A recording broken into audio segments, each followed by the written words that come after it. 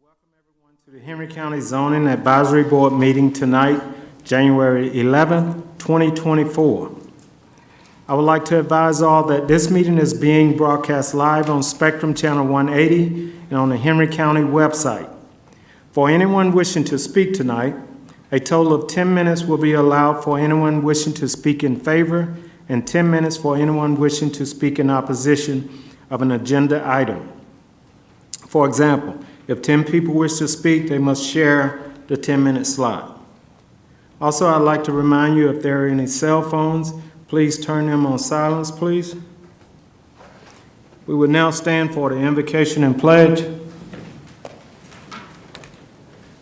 I'd like to thank everyone for coming out tonight, being a part of Henry County, and thank you for being here and sharing your views.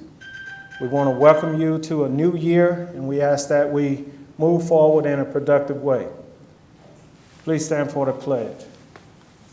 I pledge allegiance to the flag of the United States of America and to the republic for which it stands, one nation, under God, indivisible, with liberty and justice for all.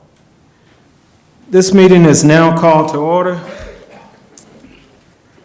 I would like to get an acceptance of the agenda with an amendment to the agenda for the voting of officers. We would now need a nominee for chair, vice chair, and secretary. Chair, I nominate, I nominate Delandra Nelson for chair. Well, thank you. Can we get a second? I second. Okay. Well, I'll accept. All those in favor? Thank you. You are now chair. Thank you. For vice chair, I would like to nominate Ms. Dawn Randolph. Second. Okay, we have a motion and a second. All in favor? Motion carries. Okay. And for secretary, I would like to nominate Kamal Asalam. Second. All in favor? Motion carries unanimous. Okay. We're off to a meeting this year. Staff, do we have any comments? Yes, sir. We'd like to welcome everyone to our first ZAB meeting in 2024. I would like to introduce our newest employee, Heidi Lyhut. Heidi, would you please stand and wave to the crowd, please? She's new in Henry County. She just started 2 weeks ago, so you'll be seeing her face a lot around here. And that's all for staff comments. Okay. Okay, if there's no additional comments from staff, we would like to call the first case, please. RZ 2317, Allen Grant of Stockbridge, Georgia, requests a rezoning from RA, residential agricultural, to C2, general commercial, for property located at 13 Reagan Road and 3565 Highway 155 North in land lots 59 and 70 of the 11th District. The property consists of 23.951 plus or minus acres, and the request is for commercial development. District 3, presented by Kamal Asalam, Assistant Director. Good evening.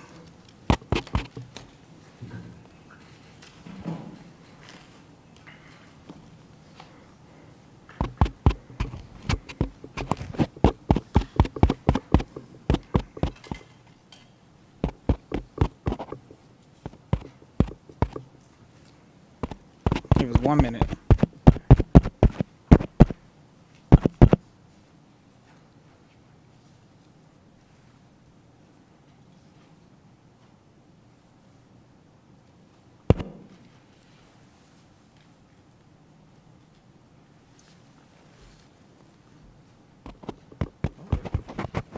We're having a few technical difficulties. Okay.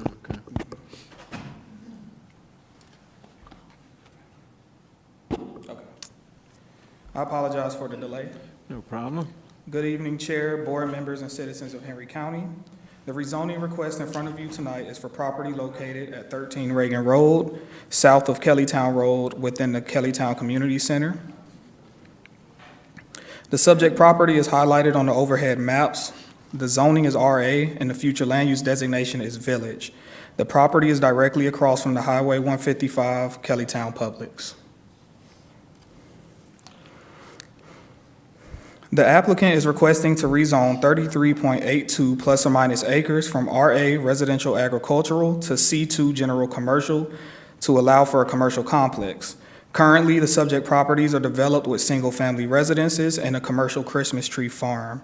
Any proposed commercial use for the subject property would require a commercial zoning district. The subject property is within the limits of the Highway Corridor Overlay District and would be required to meet those standards. The future land use designation for the subject property is village and would support the rezoning to C2. The village Flume designation is intended to support community centers and outlying areas.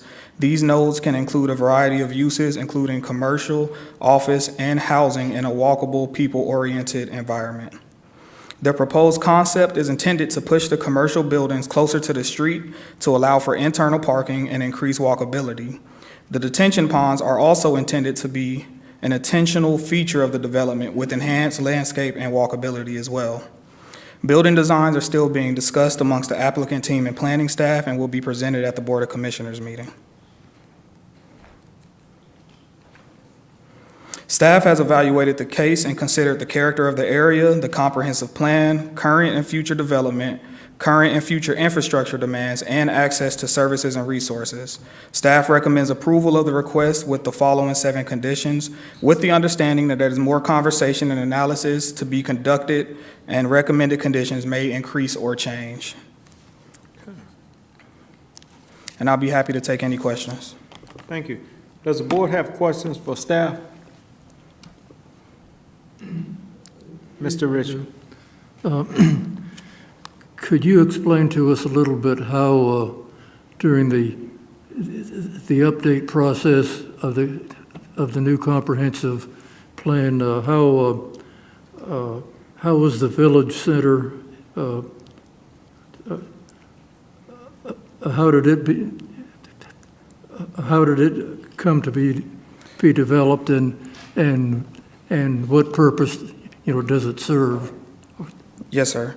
So the village future land use is a new future land use designation that was adopted in our 2045 comprehensive plan update. So throughout Henry County, there are nodes of development such as Kellytown, Ola, Fairview area that we consider community centers. The goal of the village designation is to locate commercial and walkability and office uses into these community centers so that people don't have to go to 75 corridor to do things, to have fun, to eat, to work. So we develop these village nodes so that people can stay within their communities and have the resources and entertainment that they need. Thank you. Thank you. Yes, sir. Any additional questions for staff? If not, we'd like the applicant to come forward, please. Mr. Moore, please state your name and address for the record. Evening, Chair, members of the board. Steve Moore, Morebass Consulting, 1350 Keys Ferry Court, McDonough, Georgia. And I'm happy to present the first item of the first meeting of the year. I kind of think that's a cool thing. Thanks, Kamal, for presenting this and setting this up. I am representing Alan Grant in the request before you. The property, as Kamal mentioned, currently serves as the home to Yule Forest, which is an agritourism business, and has been a fixture in Henry County for a very long time. They provide year-round activities for families. They have an annual pumpkin patch. They sell Christmas trees. They do hay rides. They do a tulip festival in the spring. And Mr. Grant has run that facility for over 43 years and has seen the opportunity to retire and feels like this is the next best thing for this piece of property. If approved, it would be developed as a master plan commercial development that would house retail, restaurants, office space, much needed services for the area. The proposed use, again, is, as Kamal mentioned, is consistent with the comp plan and is compatible with the development immediately adjacent to us, which is the Kellytown Village Publix. If it's okay, I'd like to ask Mr. Grant to come up and just tell you about his experience and kind of what he's offered the county over the last 40 years, 40-plus years. That's fine. Please state your name and address for the record, Mr. Grant. Sure. Hi, I'm Alan Grant. My address is 115 Mosley Road. I live in Stockbridge, right around the corner from the farm. Anyway, Happy New Year to everyone, and thank y'all for addressing the project. We've been there 43 years. Like most farmers, my wife and I, we had young children, and we scrimped by, and we worked the farm, and we've developed the property into what it is right now. We've invested a lot in our community, in the schools. I have 3 kids and 10 grandkids, and they all live in this neighborhood still. So I have a big desire to see something that we all would like. And I think this, in working with the consulting firm last year, we spent a lot of time with them doing the comprehensive land use map in this very room. And they got a lot of feedback. This village type of thing is perfect for us. Goods and services locally. We personally are enjoying the Publix and the restaurants across the street. We think a lot of our neighbors do too. And so we'd like to see this go through so that, you know, there's less traffic going over to the Highway 75 corridor. And so it's just a little more convenient. Get some more eateries, get some more goods and services going there. But anyway, we've invested a lot in our community. We've done a lot of work trying to get this and get someone to develop this in this manner. And so we're ready to move forward with that. You know, over the years, you know, we've worked a lot of folks, a lot of young folks. We've invested a lot in our young people. A lot of them stayed in our county. And I want to do something good for them. And for us. And so that was our drive here. If there's any questions that y'all have, I'm willing to answer them, or Steve can answer them. Mr. Kamal, he gave a very good description of what this is about. We worked a lot with the consulting firm last year to do the future land use map. Thank you. Anything else, Mr. Moore? Yes, sir, I've got a presentation. I just wanted to make sure I gave Mr. Grant opportunity to speak. This is a rendered version of the site plan. The site is about 24 acres and shows just the context of the development related to the Publix across the street. As you can see, very compatible. Just a blown up version, it's a little twisted view, but just gives you a little bit more detail of the site plan. And then that's a bird's eye view of what that corner would look like. We have 2 entrances proposed to 155. Both of them align with the existing entrances to the Publix shopping center. This is a view of the northernmost entrance that is a right-in, right-out access. And then this is a view of the southern entrance that aligns with the Publix shopping center. The site plan proposes different sizes, uses of these buildings. This is the largest of the buildings. This would be the kind of the anchor retail space in the very back of the site. And then this is, and I know we hadn't provided this to staff until tonight, so I apologize for not getting that to you sooner. I mean, these are still a work in process, but this is just a version of what the elevations of those buildings may look like. And then there's some smaller internal retail spaces that could house office or retail depending on the demands. And then that is a view of one of the southernmost internal space, and then of the part that was on the north side of the site. And then, as Kamal mentioned in his presentation, all of the buildings that face 155, we've worked with staff to adjust our site plan to push those up to the road and force the parking in the rear to provide better streetscape, better pedestrian accessibility, and I think it overall generates a much better site plan. As Kamal mentioned, the site is within the Highway Corridor Overlay District, and so this is an image that shows the sidewalk, the 10-foot sidewalk, and the landscape strip that would be required along the property frontage. And then this is just a representative example of one of the restaurant spaces that fronts that road, and then some more of the buildings. And you can see the tree-lined landscaping strip there with the multi-use path.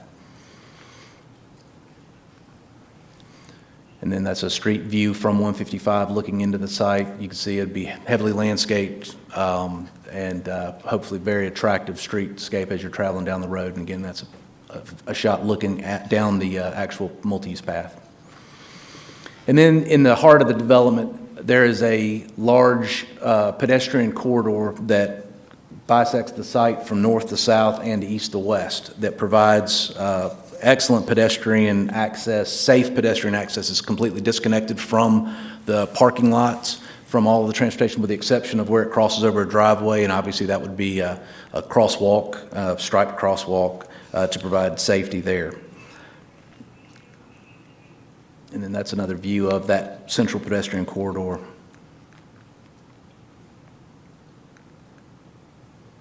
So that is our application, that's our plan. We think that it does fit within the area, within the new developments within the area. I'm sure, and we've read staff's report and the criteria that they use to establish their recommendations. One of the items that we did notice was that there was potential concerns over or impacts over traffic and noise that would be different than what they may currently experience. And I did want to bring that up just real quickly. The site, as Mr. Grant mentioned, has been an active farm, a commercial farm for the last 40 years with tractor trailers in and out of that facility. There's noise from that. There's noise from the farm equipment that functions on that farm right now. This is a photograph that shows the parking and the cars that visit this site. One of the concerns was traffic. In 2012, the county requested Mr. Grant request a conditional use for his property to continue to function as an agritourism business. During that presentation to the Board of Commissioners, I believe Mr. Grant communicated that in certain events, they have up to 5,000 vehicles a day enter their farm.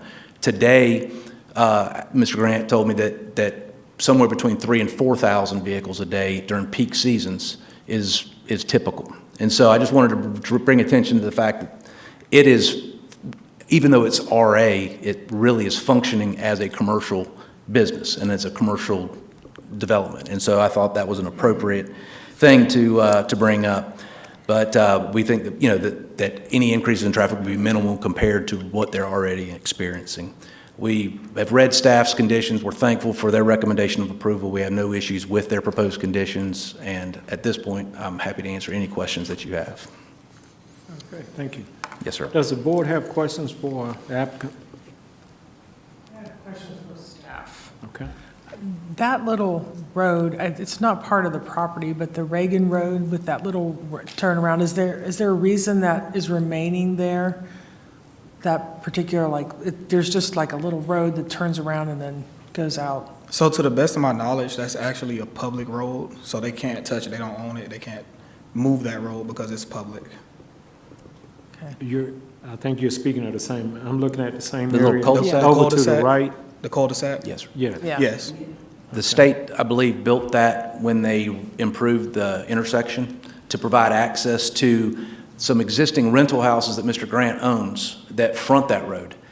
Obviously, those are part of this application, those lots, so that road is technically not going to be necessary. And we would love to work with either the Henry County DOT or the state DOT to have that road condemned and to, somehow acquire that right-of-way.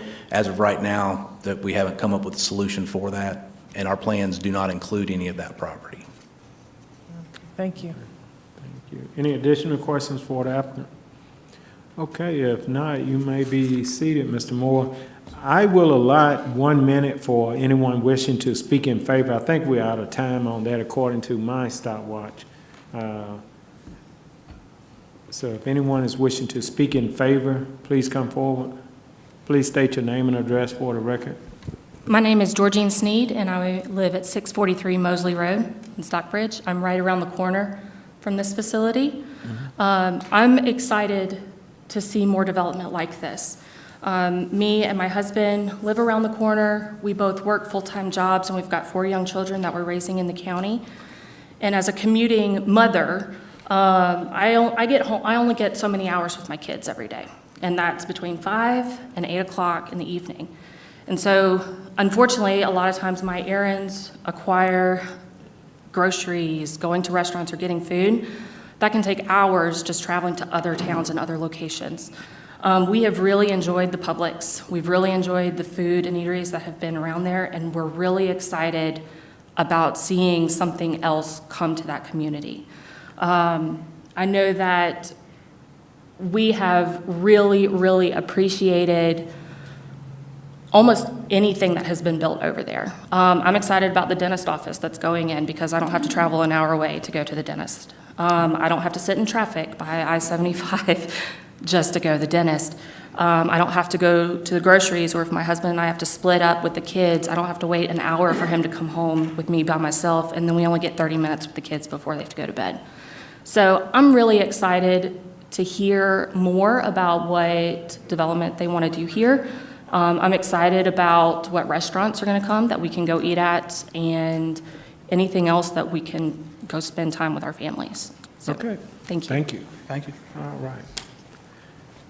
All right, at this point, we'd like to allot 10 minutes for anyone wishing to speak in opposition.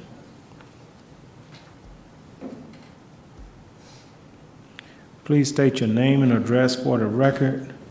And this is a total of 10 minutes for everyone that wants to speak in opposition. Yes, sir. Good afternoon, everyone. My name is Michael Winfrey. I live at 120 Brianna Drive, which is the property just in the rear of the tree farm. Although I do love the tree farm, but I do have some concerns about the retail spaces that are going to be going in. With this space, there's going to be more traffic, more noise, crime, and with the restaurants, I'm also not in favor of that as well. I live at the property just adjacent behind the rear, as you can see, the largest, in the rear of the property. And like I said, I just retired last year. I did 30 years of service with the City of Atlanta Fire Rescue Department. Just retired, and I bought this property as my retirement home.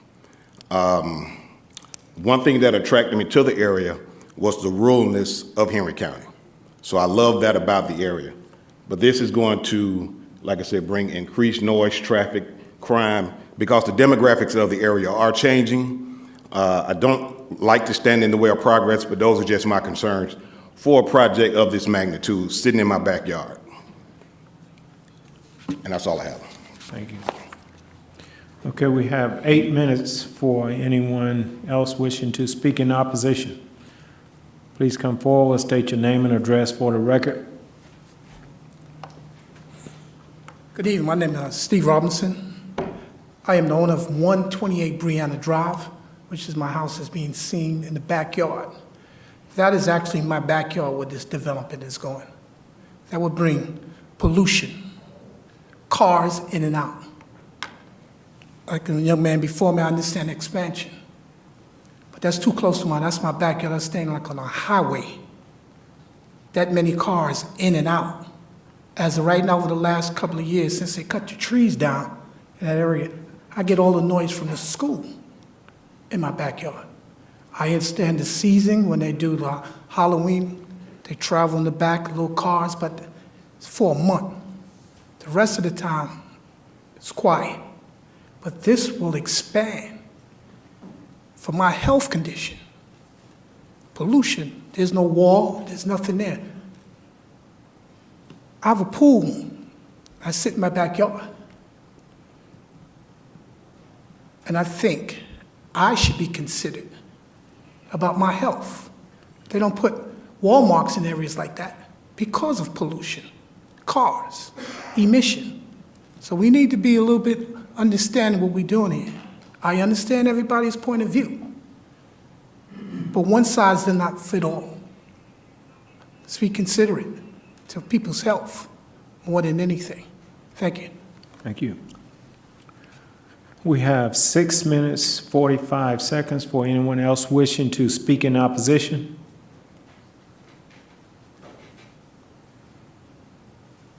Okay. I don't see anyone coming forward. Does the board have additional questions for staff or the applicant? Mr. Risher?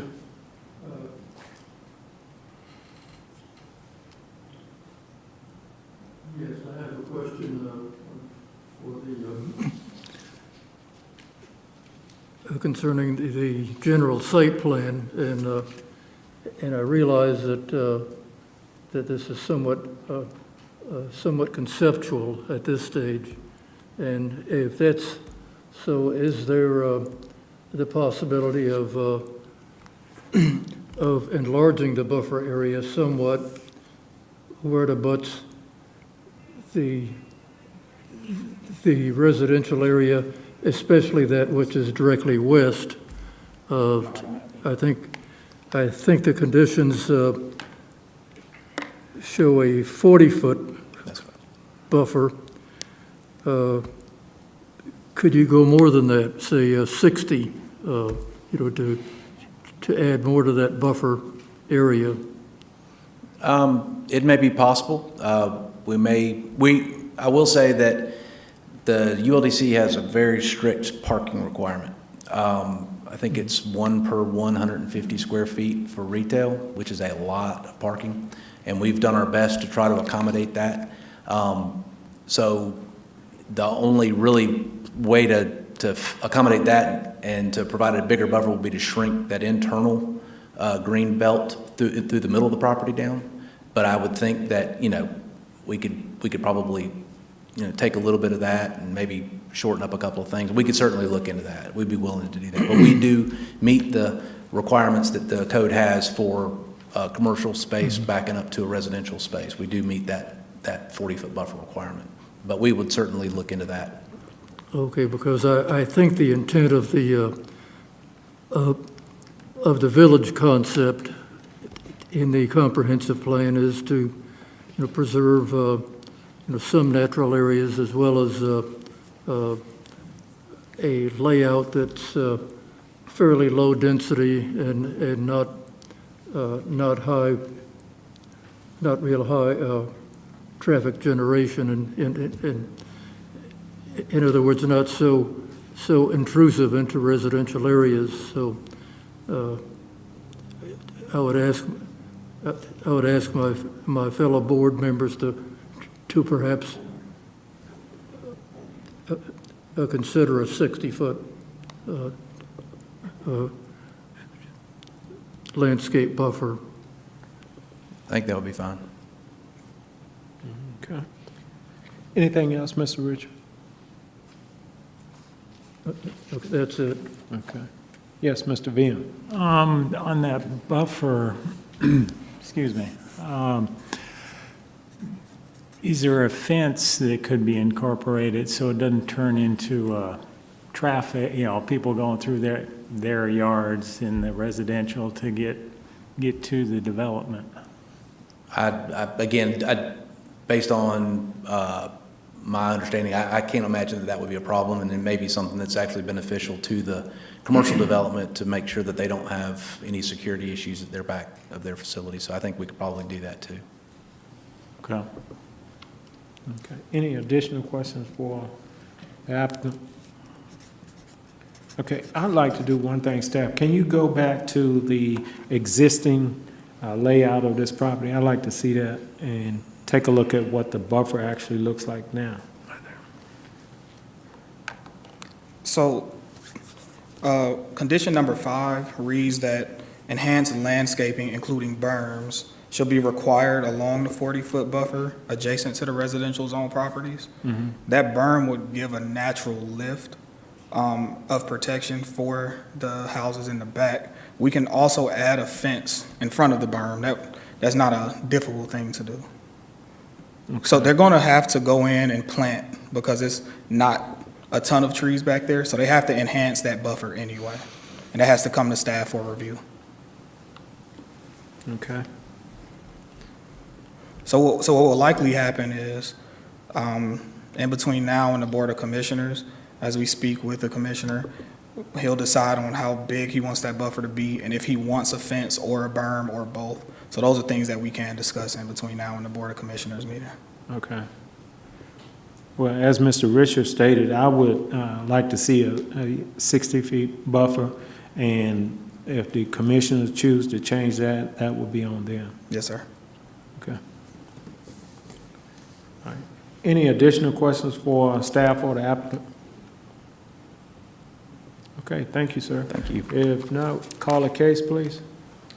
RZ 2317, Alan Grant of Stockbridge, Georgia, requests a rezoning from RA Residential Agricultural to C2 General Commercial for property located at 13 Reagan Road and 3565 Highway 155 North and land lots 59 and 70 of the 11th District.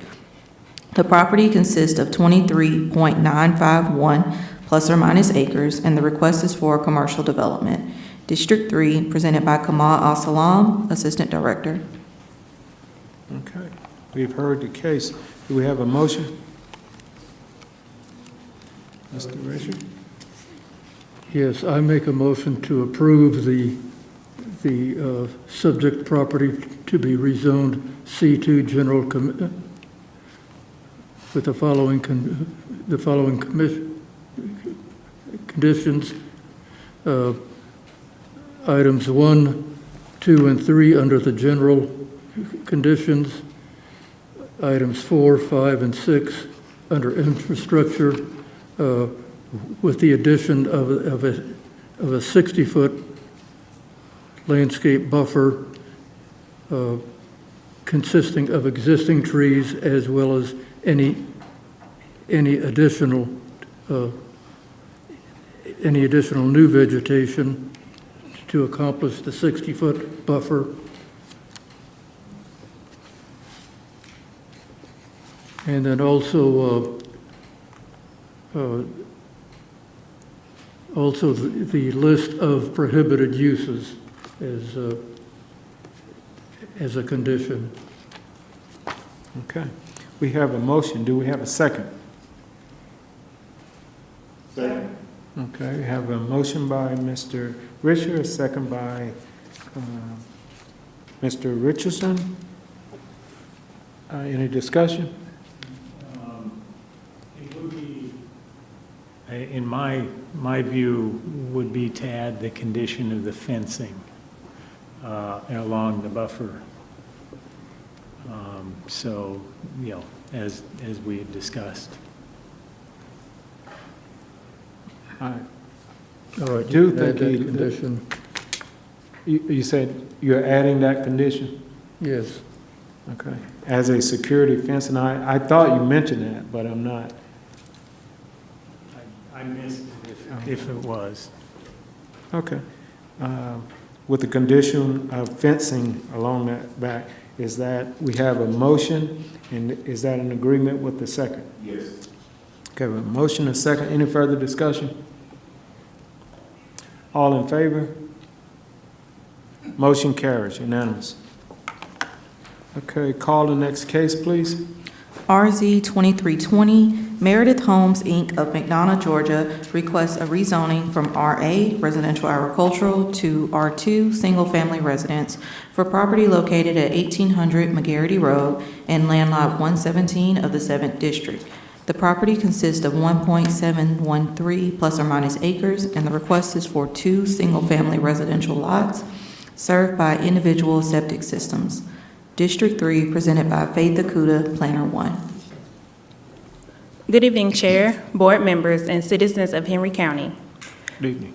The rezoning request before you is for the property located at 1800 McGarity Road. The applicant is requesting to rezone from RA Residential Agricultural to R2 Single Family Residence for 2 single-family residential lots served by individual septic systems. This request may look familiar as it was previously approved for rezoning from RA to R2 by the Board of Commissioners on July 18, 2023. However, Following approval, a discrepancy regarding the acreage and parcel number was found, requiring the request to be reheard with the correct parcel and acreage information. Here we have a zoning map of the subject property with the property outlined in green.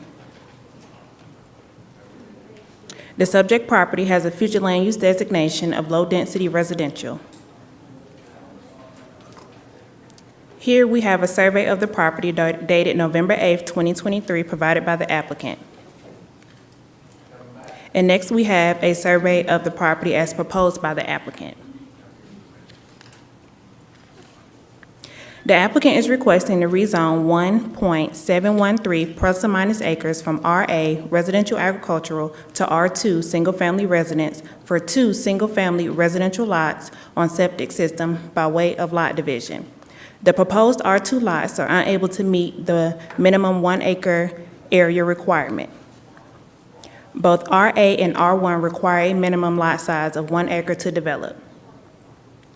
Public sewer service is not currently available to the subject property, according to the Henry County Water Authority. Additionally, I would like to add that the R2 zone district does not support duplexes. Staff did receive a couple calls regarding this particular request with some concerns about that, so I just wanted to go on the record for that. So after staff has evaluated the applicant's request, we do recommend approval of this request with the following 5 conditions. I'm happy to take any questions. Does the board have questions for staff? I just have one question. Based on the layout, each driveway will connect directly to the street, correct? Yes. Okay.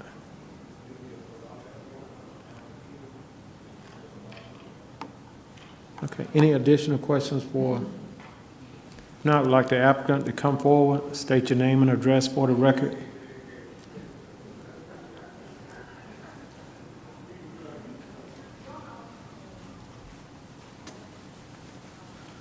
My name is Brian Wesley with Meredith Homes. I live at 209 Millcrest Court, McDonough, Georgia. Okay. Ms. Westbrook, do you have anything additional you'd like to add to staff recommendation? No, this was previously approved last year. Somehow the tax ID number and the actual parcel were different, and that's how this got screwed up. And so we had to come back to rezoning. From what I've seen, you know, that staff's recommended, we have no objections. Okay. Does the board have questions for the applicant? You may be seated, sir. Thank you. Okay. At this time, we'd like to allot the remaining time for anyone wishing to speak in favor. Anyone wishing to speak in favor? I don't see anyone coming forward. We'd like to allot 10 minutes for anyone wishing to speak in opposition.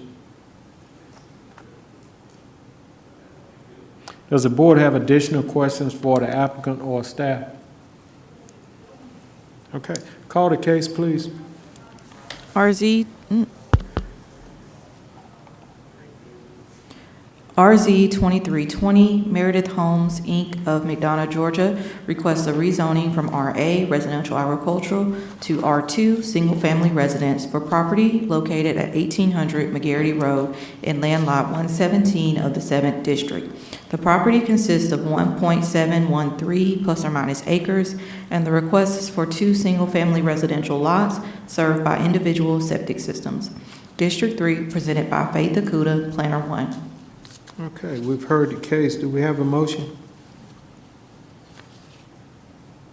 Yes, I make a motion to approve the rezoning to R2 with the 5 conditions in the staff reports. Okay, we have a motion. Do we have a second? I have a motion and a second. Any discussion? All in favor? Motion carries unanimous. Call the next case, please. RZ 2313, the Revive Land Group LLC of Atlanta, Georgia, requests a rezoning from M1, light manufacturing, to RM, multifamily residential, for property located at the southwest corner of the intersection of Highway 1941 and Little Road in land lots 220 and 229 of the 6th District. The property consists of 19.04 plus or minus acres, and the request is for a multifamily residential townhome development. District 5, presented by Kenta Lanham, Planner 3, and VR 2313. The Revive Land Group LLC of Atlanta, Georgia, requests a variance from development standards for property located at the southwest corner of the intersection of Highway 1941 and Little Road in land lots 220 and 229 of the 6th District. The property consists of 19.04 plus or minus acres, and the request is for relief from buffer requirements and relief from the standards of the Highway Corridor Overlay District. District 5, presented by Kenta Lanham, Planner 3. Good evening, Chair and board members. These two requests are associated, so we'll be hearing them all under one presentation. Otherwise, I'd be speaking on the same topics a lot of times. But in any event, this property is located at the southwest corner of Highway 1941 and Little Road, with current zoning of M1, light manufacturing. Property is within the designated as low-density mixed use, which would support up to 8 dwelling units per net acre. That low-density mixed-use designation is intended to support lower-intense mixed-use developments and can include housing, commercial, and office developments. This is the conceptual site plan that was submitted with the rezoning request. The plan indicates 93 townhome units, meeting the standards of the RM zoning district and multifamily development requirements. Here are some elevations that were provided by the applicant. These, as we move forward to Board of Commissioners, these elevations may change as we move forward, but this is what was presented by the applicant. Some existing developments in the area is shown on screen and in your exhibit books. There are 3 multifamily residential developments proposed at this intersection, 2 of them to be heard tonight, including this one. The third one is the southeast corner, which will be heard by the Board of Commissioners next week. Here are some comments we've received from various departments, including the Water and Sewage Authority, DOT, as well as the school districts and the public safety departments.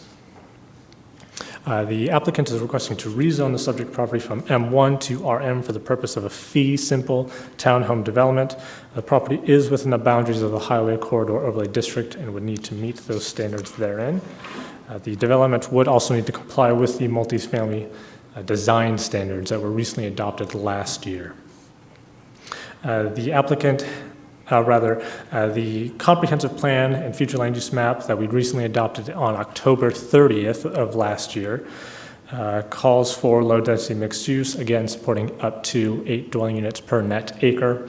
The proposed density for this development is 5.44 dwelling units, so it is under that maximum density limitation.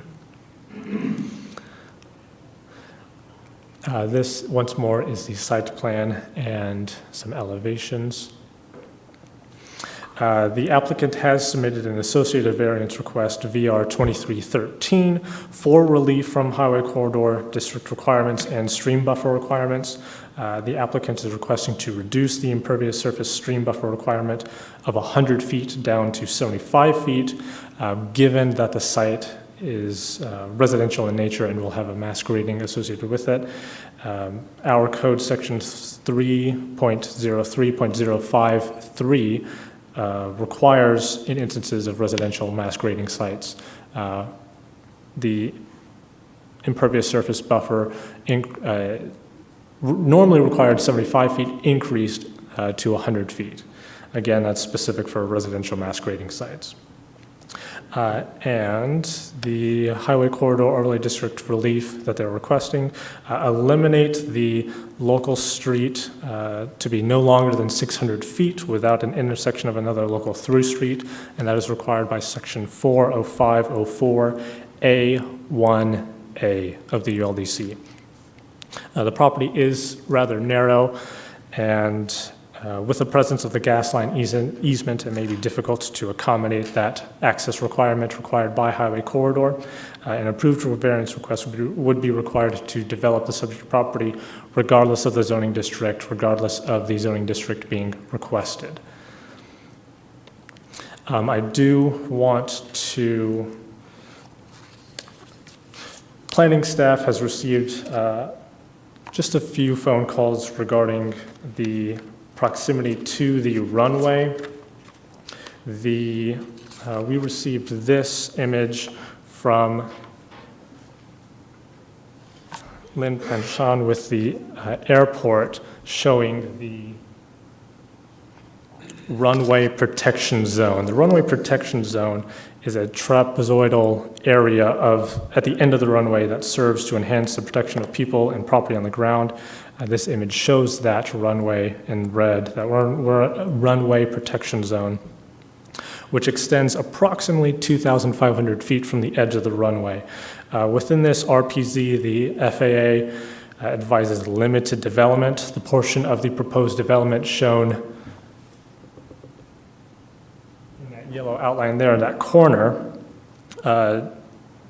the portion of this runway protection zone that encroaches into the subject property actually falls within the stream buffer area on the subject property. So the proposed development would not have any common area or residential units falling within this RPZ zone. So that was taken into consideration as far as reviewing this plan as well. Just wanted to point that out.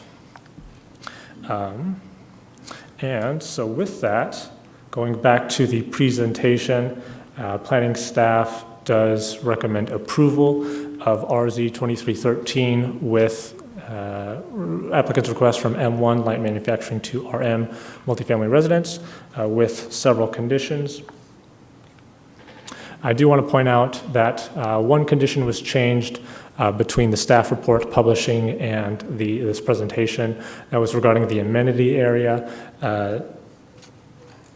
Previously, the report recommended a condition regarding a pool, resort-style pool. After further consideration and speaking with the applicant, we feel that it would be excessive to require that pool. The multifamily standards of our ULDC that were adopted recently, they would require the pool in instances of more than 100 units. With this one only being 93, staff felt staff was comfortable with removing that required pool condition. But aside from that, all the other conditions remain the same for a total of 14 conditions. As far as VR 2313, staff does recommend denial of the applicant's request to reduce that impervious surface stream buffer as required by section 3.03.053. Staff, however, does recommend approval of the applicant's request to eliminate that requirement for local through streets as required by section 4.05.04A1A. Thank you, and I'll be happy to take any questions you might have. Thank you. Does the board have questions for staff? Yes, I do. Quickly, has a traffic study been done of this area? To the best of my knowledge, a traffic impact study has not yet been done and conducted. However, the zoning conditions would require that, as well as the ULDC. Thank you. Okay. Any additional questions? Yes. Approximately how many townhouses will be built? For this development, 93 is what's being proposed.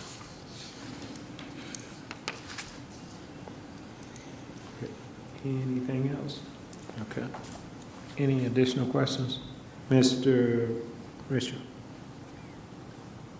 Yes, does the county currently have an airport zoning district that would regulate the height of structures? I know that in the early stages of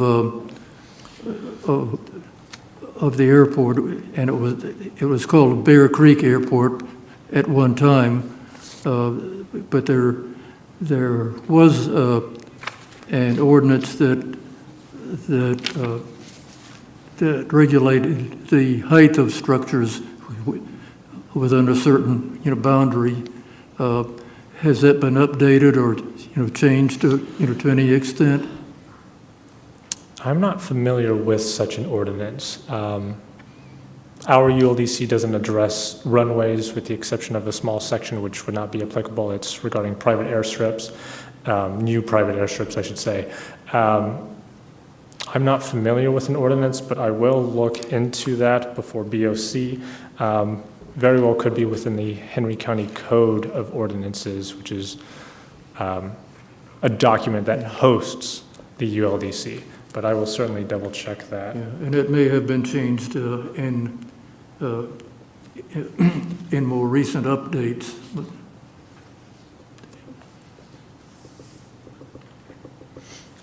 Any additional questions? I have one question. Now, the runway protection area, you're stating that there will be no impact on that area? Correct. So going back to the site plan here, that runway protection zone would kind of cut this back corner here, which is where they're proposing the stormwater detention. It's also where we have the impervious surface buffer requirement. Okay. So based on the layout, that area will not be disturbed at all? Correct. Okay. All right, thank you. Any additional questions for staff? If not, we'd like the applicant to come forward. Please state your name and address for the record, Ms. Battle.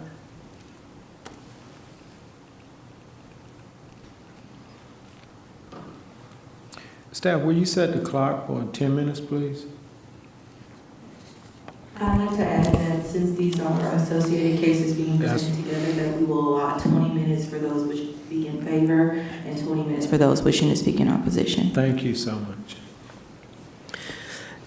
Happy New Year to everyone. Michelle Battle with Battle Law, 3562 Habersham at North Lake, Tucker, Georgia, 30083. Oh, actually 30084, sorry about that. We are here representing the Revive Land Group. As staff has already indicated, we are seeking to develop 93 townhome units on the property that has been identified. This rezoning is from M to RM. We feel that the current M designation, number one, is not consistent with the current land use designation for the property. Additionally, we believe that with the proximity to the airport and not far from the Speedway, that this is an area that clearly the county has slated for an increase in density. And so our project is right in alignment with what the vision the county has for this particular area. As staff has already pointed out, we are near the intersection there at Highway 1941 and Franklin Rivers, the south side. And the site plan, as shown here, we are preserving a considerable amount of green space when you really kind of look at the site. We are limited by the gas line that does run through on the front end of the property. That pushes us back on the site kind of naturally. Additionally, it is a narrow site. It obviously is narrow on the Little Road side and widens as you move along, I guess, kind of south on the site. We are proposing the community space, which will have the amenities as set forth by staff. And we have the pods of townhome units for the 93 units. That does show, as we're moving towards Highway 1941 from Little Road, that there really is no other place to have a break in the right-of-way, which is why we are asking for the variance to allow for a street that is longer than 600 feet without a break. But probably what is most important to us today, and I wanted to go to, I think I have another, hold on, I might have. we'll stick with this one. What I'm most concerned about today that I wanted to point out was the variance request and the staff's recommendation of denial. When we look at the site, again, variances are determined in part on the shape, size, and topography of the land. Again, we have a unusually shaped parcel because of its narrowness on the little roadside as it gets wider moving down. Additionally, we have the stream buffer on the back edge of the property. We know that the stormwater detention facility will be adjacent to that stream buffer because it's on the low side of the property. I can't say that that stream buffer is going, or that the detention pond is actually going to be exactly that big, but what I can say is that we anticipate that the stream buffer will be impacted by the detention pond because that is, again, the low point on the property. So that's part of the reason that we are certainly asking for the relief under the variance request. We would be able to maintain the 75-foot buffer with the rear, the last 25 feet being the impervious surface setback, and then the balance of it would be the undisturbed stream buffer area from the top of bank. Additionally, to the extent that any of the units, we only have roughly, and I think I can point. Let me see if okay, there we go. Oh, it's moving and I can't see. Can you all see that? Because I can't see where it went. I can see it off the screen. Use the mouse. Fabulous. These couple of lots right here, this pod of lots and these last two on this side would also sit within that 75-foot the 100-foot buffer if that were imposed. But as indicated, because we are asking for the relief here with regards to the stream buffer and right around here, we're really not majorly impacting the stream with regards to those couple of units. So truthfully, not being able to put the stream buffer and, having the stream buffer relief and the stormwater in this area would negatively impact the project. And again, we believe that the shape and of this property, particularly when aligned with, the natural instinct may be, well, why don't you just move it forward? But the problem with that is that we do have this area here in which we can't really move into. So again, it's a narrow site, and we would ask for approval of the variance. If there's any issues or other concerns about the variance, we are certainly happy to try and address those.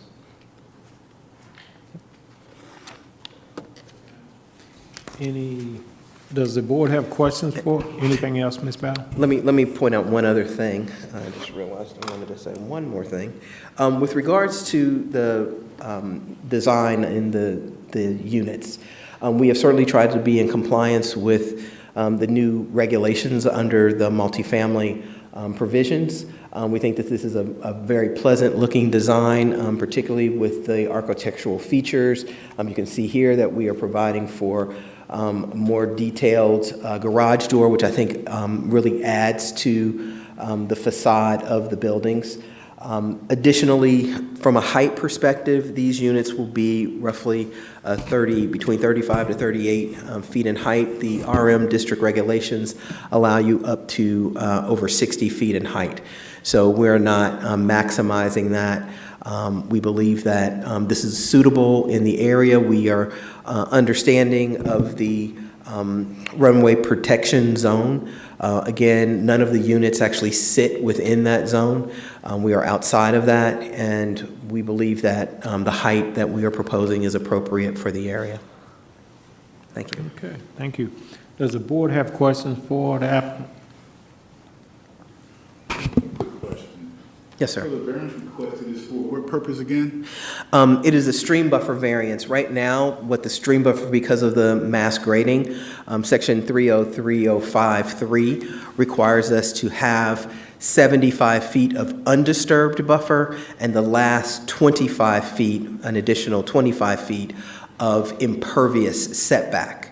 What we are basically asking is to reduce that total 100 to 75, which means that you would have 50 feet of undisturbed and 25 feet of impervious setback.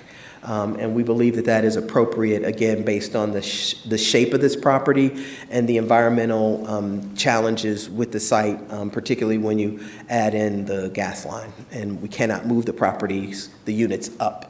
We can really only keep them in the location that they are now.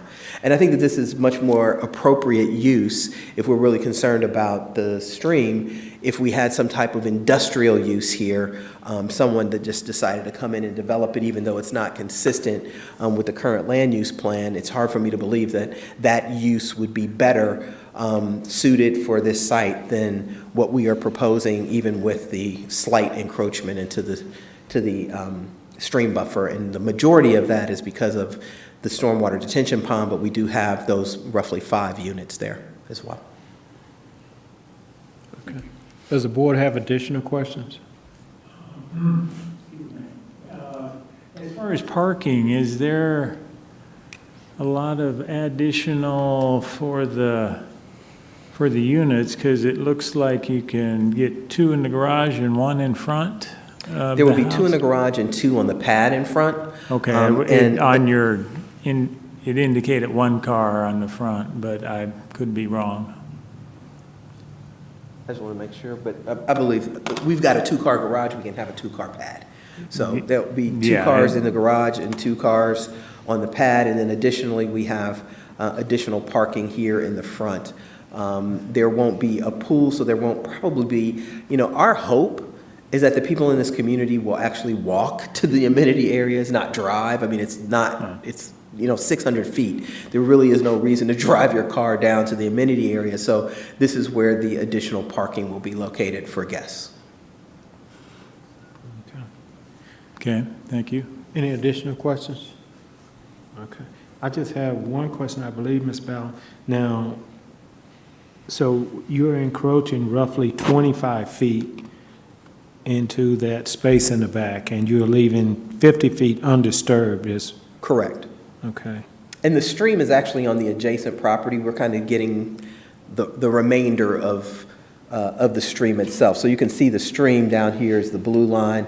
The setback starts from the top of bank and moves back. So that's approximately that line. So right here, you're seeing the 25-foot line, then the 50-foot line, and then this is the 75-foot. If we went back another 25 feet, we'd be somewhere right in here. Okay. Now, can you do one thing for me? Go back to the runway area. Okay. I was just told that we're actually only even encroaching roughly about 15 feet into that 25-foot impervious. So we're not using the entire 25 feet. Okay. Okay. And then there's 35 guest parking spaces throughout the development. Okay. And will you go back to the runway area? I'd like to see that area and just kind of get an idea.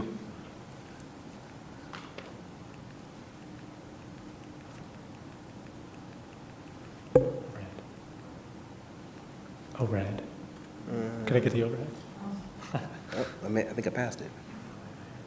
Oh, you've got it there. You want to handle it? There you go. Okay. We made it. And will you? Oh, it's on that. Not on. Duh. Okay. Gotcha. Now, will you do one thing for me? Point out your property in reference to this area. Okay, coming out, got it. Okay. And so this back corner is where the stream buffer is at. Okay. Right. Got it. And currently now that area up in the top left, that cleared out area, what is that? Up further up. Yes, in the back of your property. That is a property that is adjacent to the subject property. So that yellow outline shows the boundaries of the subject property. Okay. And what's on that subject property there? What's at that area? Currently, it's the subject property is undeveloped. Oh, okay. Do we have any idea what may be? Well, this is showing the subject property today. So this area, this corner here is He's trying to the, figure out what this is? It's just- Yes, yes. This part is vacant, it looks like some residential, older residential. yes, units. apologize, I misunderstood. Yeah. The properties that are just west of the subject property, that kind of cleared out area, that is currently just being used as single-family residences, RA lots. Right. But they are all within the new the comp plans requirement for, or not comp plans requirement, but the comp plans, low-density Okay. mixed Now, at the development. top, well, I guess you would be on the subject property. Okay. Okay. That's it. All right. Any additional questions for the applicant? Okay, if no questions, Oh, we. he had a question. Oh, I'm sorry, Mr. B. Have you been in communication with the airport authority? No, this was actually, Kenta indicated this issue with the back corner today, and so we have not had communication with them, but I believe staff has. Because I know the county has just purchased more property at the airport and that, so it's going to get busier. I don't know if it extends the runway or any of that. So I think need to at least make sure that's all gone through before going to the commissioners. Absolutely. Right. Well, we certainly have this property under contract, and there's, to our knowledge, the owners of the property have not been approached for any, not encroachment, but any desire to purchase additional components of their land to expand anything on that And side. I'm just more concerned of like that red triangle there of it pushing out further over your land. Gotcha, understood. And that's, you know, if Understood. they have that in the plans, it's more of to find that out right now. Okay. So what your concern is that they may have acquired other land that pushes that triangle back? Right, and Gotcha. that. I don't it is think that that kinda- would be the case, but. It is a high-density development of townhomes, just concentrated, that I know I wouldn't want, you know, if a plane, you never know when, Coming over, they don't right. have any place to go, Understood. so. And to comment on that, this, it was actually cut off here, but in this top left corner, it mentions future RPZ, runway protection zone. This image was, showcases what that, the expanded runway in that RPZ zone today. This image is a few years old, but the area has remained the same. The applicant just indicated that they had looked at this issue with the future runway coming, and that this does not impact that. Also, according to the director of our airport in Henry County, there won't be any further extension of the runway. She just texted us. Yeah, thank you. Thank you. Any additional questions for the applicant? Okay, you may be seated. Thank you. We have 12 minutes, basically 13 minutes for anyone wishing to speak in favor. Anyone else wishing to speak in favor? Okay, if no one's coming forward, we'd like to allot 20 minutes for anyone wishing to speak in opposition. Please state your name and address for the record, sir. Hello, Board and Chairman. My name is Tom Bunnell. I live at 95 Little Road, Hampton, Georgia. And I have a question for y'all. When did you create the airport authority? This board did not create the airport authority. These are questions that we would have to direct to the county, I believe, sir. I thought the board did that. Anyway, if you look down the bottom there, that's where I live, and those places you was looking at, and the one that was showing the opening, that's the family land that we live around. And when I hear the number 93, and you look at the input and the output in there, the access on this end going into 1941, and you all know how busy that traffic's getting into there. Then you look at this little piece where you got to get out on Little Road and get into there. Now you can only go south on that because you cannot cut across, because they've changed all that. You'll have to go down and make a turn, a U-turn, and come back up again. That just doesn't look feasible to have that much traffic coming out of that little opening and expecting not to have multiple accidents day after day after day.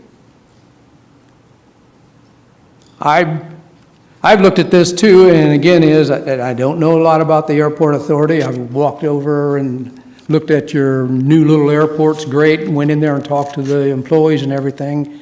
Pretty impressive, and it can only grow. And there's lots of opportunity into that, but I'm looking at too and saying we never have enough time to do it right, but we always have time to do it again. That's where I go back to the airport authority, that I would like to hear from them, the FAA, and just see what they really have to say is something that close.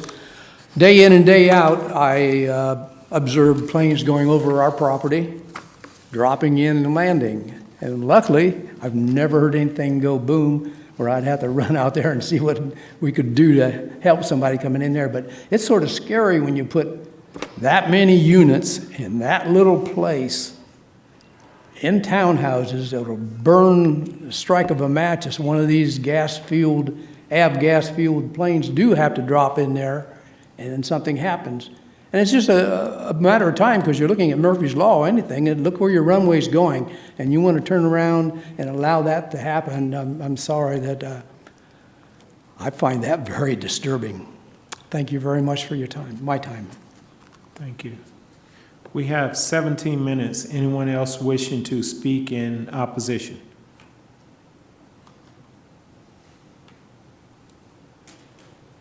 Okay. I don't see anyone coming forward. Does the board have additional questions for the applicant or staff? Mr. Richard. Yes, I have a question for the applicant. Have the owners of the property made efforts to see if the property could be developed as it is currently zoned? Industrial? As it's currently zoned industrial? Yes. They've had no offers to develop it industrially. And again, that's no longer consistent with what the county desires to have developed on the property, because the land use was changed. It had been mixed use, and now the land use has been changed to the low-density mixed for up to 8 units per acre, which we're not even achieving here. If the variances were not allowed, which I guess is coming up in a few minutes, what would be the number of dwelling units that you could, build? We would lose roughly, I guess we'd be around 85 units. It wouldn't be I won't say that's not significant, because every unit is significant. This is a challenging site in terms of development. We know that Little Road, while it may be what it is now, there has certainly been some things that have been put in place in anticipation of the additional traffic coming along this corridor. We know that there are other projects that are coming because of the amount of vacant land in this area. And so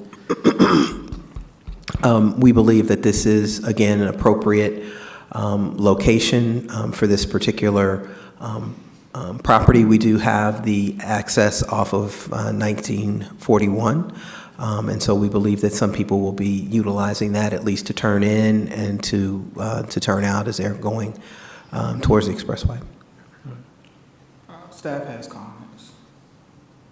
So after further review, staff is amenable to granting the full variance with the 75 reduction instead of the 100-foot buffer. If it's the pleasure of the board, we would make a condition on the variance to basically state that they can lower the buffer, the buffer from 100 to 75, as long as they meet the approval of Henry County Erosion Control and Stormwater Departments. Okay. That's well taken. Any additional questions for Mr. VM? How many bedrooms are these units? Two and three. Yeah, two and three. Some will have 3, some will have 2. Okay, thank you. I just had one question. There was some concern about the safety of planes flying over. Have the applicant considered that, and where are we with that? What's your take on that? Well, having been engaged in properties that are near airports, I've done a lot of work in the DeKalb County area, working with the county as well as residents in that area, even around Clayton County, around Hartsfield. There are certainly, where we are located near the runway, we believe, not the runway, but we're off of that side, that we think that this is an appropriate area for residential development. I think those things were taken into consideration. That's why the applicant did reach out to determine where the additional runway expansions were going to be happening at, to ensure that there wasn't anything else coming on that side, in order to kind of limit the amount of flyovers that would be happening along that portion of the corridor. But the truth of the matter is, anybody that would buy in that community, there's no doubt that the airport is there. So if you have an issue with having the airport there, you wouldn't move there. It's like people who move adjacent to railroad tracks. You know you're going to hear the train coming because you see the tracks. And we feel the same way in this instance, that those homeowners will certainly know that the airport is there when they come, but we are also doing what we can to kind of mitigate sound and noise with regards to the units. Thank you. This is the developer, Neville Anderson, and he can. Okay. Neville Allison, the Revive Land Group, 3500 Lenox Road, Atlanta, Georgia. Thank you for your time this evening. I just wanted to jump in, completely understand the concern about the airport, especially given that it's a relatively new project for Henry. But to put it in perspective, when you look at it on a map, it's hard to see exactly how far away it is. We're 3,500 feet away from that runway. It's almost a mile. So it's not like we're next door to where the planes are coming and going. So we've considered that. We've looked at the distance. I think, that danger red box that's there, we don't have any units inside of that. That's confirmed by the airport, and as far as we're concerned, that's the end of that matter. If we had units trying to build inside that runway box, I think that would be a concern that we definitely needed to address and talk about. All right. Thank you. Any additional questions for the applicant? Yes, one additional question. What are the price points of the proposed townhomes? Happy to address that one. A tongue-in-cheek answer is we want to sell them for as much as we can. It's a Class A product. This isn't a rental product. This isn't a bare bones type thing. But we also want to try to make the product attainable for people. The housing market today has gotten to a point where if you're a first-time home buyer, good luck. There's no inventory and prices are north of $400,000. And so our goal here is to provide something that's attainable. If we were to sell them today, which, as you guys know, if we get approved tonight, we're still a year and a half away from having a product to sell. But I think the low 300s, if we could open up into the high 2s, 290, something like that, all through the low 3s to maybe 350,000 would be our target. Okay. Thank you. Mr. Risher. Just a couple of more questions, and you may have, or staff may have mentioned this, but the height of these townhomes, what would be the height of these structures? Again, happy to address that. They're two-story townhomes as opposed to some townhomes that are 3. So depending on where you draw the final height, whether that's at the peak or the center of the gable, we're at 35 feet is our height, which I think it's important to note, that's shorter than many of the existing trees that are there. Okay, and I guess a question for staff. In the process of creating the new comprehensive land use plan, it apparently, came up, through the, all the steps from staff creation and all the public hearings. It was it was recommended as low-density mixed use up to 8 dwelling units per acre. So with that being said, is the development as proposed within that threshold of 8 units per acre? Yes, it is. I believe it's 5.44. Correct. So that is under that threshold. And speaking of that comp plan, the consultant team, worked with staff vigorously to create this plan that we're all proud of. And part of that, they researched and analyzed various components and characteristics of these areas, one of which being the Speedway Airport.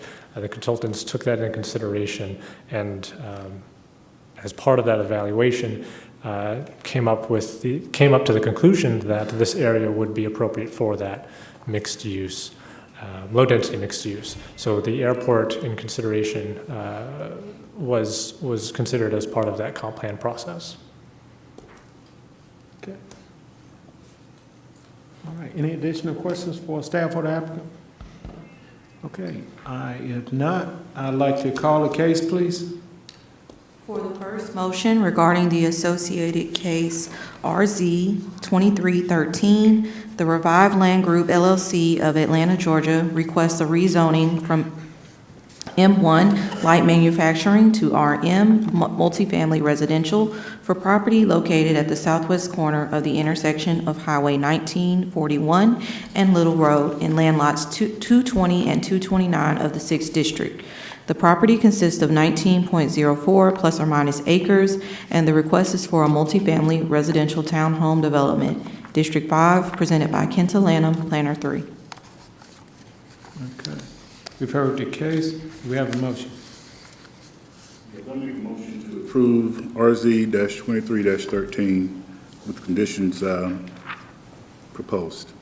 Okay, we have a motion. Do we have a second? Have a second by Mr. Richard. All in favor? Motion carries unanimous. Okay, call the... For the second motion, regarding associated case VR 2313, the Revived Land Group LLC of Atlanta, Georgia requests a variance from the development standards for property located at the southwest corner of the intersection of Highway 1941 and in Little Road in land lots 220 and 229 of the 6th District. The property consists of 19.04 plus or minus acres, and the request is for relief from buffer requirements and relief from the standards of the Highway Corridor Overlay District. District 5, presented by Kenta Lanham, Planner 3. And one quick note before you do make your motion. As Kamal had mentioned, staff is amenable to recommending approval of both the relief from Highway Corridor as well as approval of the request for impervious surface buffer reduction. Okay. With recommendation, with the condition that stormwater, Henry County Stormwater and Erosion Control review and approve the variance. Okay. All right. We've heard the case. Do we have a motion? Yes, I make a motion to approve VR-23-13 with conditions that's set forth by staff. Okay. We have a motion. Do we have a second? I have a motion and a second. Any discussion? All in favor? Motion carries unanimous. Thank you. Call the next case, please. RZ 2314, the Revived Land Group of LLC of Atlanta, Georgia requests a rezoning from RA Residential Agricultural to RM Multifamily Residential for property located at the northeast corner of the intersection of Highway 1941 and Franklin Rivers Road in land lot 220 of the 6th District. The property consists of 24.23 plus or minus acres, and the request is for a multifamily residential townhome development. District 5, presented by Kenta Lanham, Planner 3, and VR 2314, the Revived Land Group LLC of Atlanta, Georgia, requests a variance from development standards for property located at the northeast corner of the intersection of Highway 1941 and Franklin Rivers Road in Land Lot 220 of the 6th District. The property consists of 24.23 plus or minus acres, and the request is for relief from buffer requirements and relief from the standards of the Highway Corridor Overlay District, District 5, presented by Kenta Lanham, Planner 3. And I just want to remind everyone, as these are associated cases, during public comment, 20 minutes will be allotted for those wishing to speak in favor, and 20 minutes will be allotted for those wishing to speak in opposition. Okay, good evening once more, Board and Chair. The request before you tonight is very similar to the one we just heard. This is for the northeast corner for property located at Franklin Rivers Road and Highway 1941, currently zoned RA, residential agricultural. Looks like maybe the batteries are dying. Zoned RA, and the request before you is to rezone the property from RA to RM, multifamily residential, for the purpose of 145 fee simple townhome development. The variance request before you is also similar, access requirements from Highway Corridor Overlay District and stream buffer requirements as well. This is the site plan that was submitted by the applicant. This plan indicates 145 lots, townhome units, meeting the standards of the RM zoning district and multifamily developments. Once again, elevations submitted by the applicant. These elevations, again, may change as we move towards the Board of Commissioners meeting and hearing. Once again, existing developments within the area, more specifically proposed developments in the area. The third one here indicated is to be heard by the Board of Commissioners next week. Here are some comments that we received from various departments: Water and Sewage Authority, DOT, the school board, and public safety departments. And once again, that site plan. So the applicant is requesting to rezone the property from RA, residential agricultural, to RM, multifamily residential, for the purpose of that 145 fee simple townhome development. The property is within the boundaries of the Highway Corridor Overlay District and would be required to comply with those standards. Development would also need to comply with the design standards for multifamily developments. The 2045 comp plan and future land use map calls for low-density mixed use in this area, supporting up to 8 dwelling units per acre. Proposed density for this project is 6.42 dwelling units per acre, so it is supported. It is within that density threshold. Once again, the applicant has also submitted that associated variance request VR 2314 for relief from Highway Corridor Overlay District requirements and stream buffer requirements. Once again, to reduce the 100-foot impervious surface stream buffer requirement to 75 feet for residential site developments utilizing mass grading, as per Chapter 3, Section 3.03.053. Additionally, applicant is requesting relief from Highway Corridor access requirements, restricting no local street may be longer than 600 feet without intersection with another local through street, and that is as per Chapter 4, Section 40504A1A of the LDC. The property is property has stream and floodplain within it, and may be able to accommodate that Highway Corridor access. An approved variance would be required to develop the subject property, regardless of the zoning district, regardless of what's being proposed. So once again, staff is recommending approval of RZ 2314 to rezone the subject property from RA to RM with conditions. One correction here between staff report and this presentation was the number of units. Condition 6 shall not exceed 145 units. That is what's being proposed by the applicant. I wanted to make that correction here. That is for staff. That is for the rezoning request. And for the variance request, at the time of the staff report being published, the staff recommended denial of the applicant's request to reduce that 100-foot impervious surface buffer as well as approval of the applicant's request to eliminate the access requirements of highway corridor, very similar to the last request. That is all. Thank you so much, and I'd be happy to take any questions you might have. Does the board have questions for staff? Okay, if not, we'd like the applicant to come forward again. Please state your name again for the record, Ms. Battle. And if you have anything additional you would like to add to staff recommendation. Michelle Battle with Battle Law, 3562 Habersham at North Lake, Tucker, Georgia, 30084. Try to not be redundant. Staff has already introduced the project. Wanted to jump to the site plan and some thoughts with regards to the overall project. Again, we know that this area has already been slated for an increase in density. This side was also changed to the low-density residential. We initially started out with a comp plan change, and that went away during the course of the pendency of the application, and so we no longer had to ask for that comp plan change. When we're looking here, we're at 6.42 units per acre, which is less than what is, again, allowed under the current comp plan. We've got the 2 points of entrance, one off of Highway 1941 and the other off of Franklin Rivers. One thing that's unique about this, and you can't really kind of tell from the back, but Amelie Road is actually along the back, runs along the back of the property. However, we don't have access onto Amelie. You may be able to tell that. I can go back one slide, I think. Maybe I should go back 2 slides. There, you can see Amelie runs down into Franklin Rivers, and our site is here. So we are not proposing any access onto Amelie Road. However, we are required to have a 60-foot setback from a road that we are not accessing. And that is what you see along the back edge here.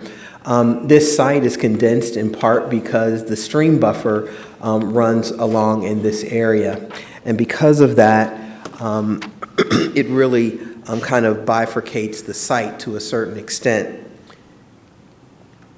And so you can see here a little bit more of the detail on the stream buffer. This is the 75-foot line here that we were proposing as opposed to the 100-foot line. What is impacted by what we're impacting in terms of the stream on this side is the roadway, but the roadway is actually exempt from the stream buffer, so we can put the roadway through to Franklin. However, again, the stormwater detention pond, which we know will sit on this side regardless of what we do here. I don't know, again, that it will be as large and long as that, but it is on this side where we would also need relief from the 75-foot impervious setback, or the last 25 feet to get you to the 100. We would need that relief on this side.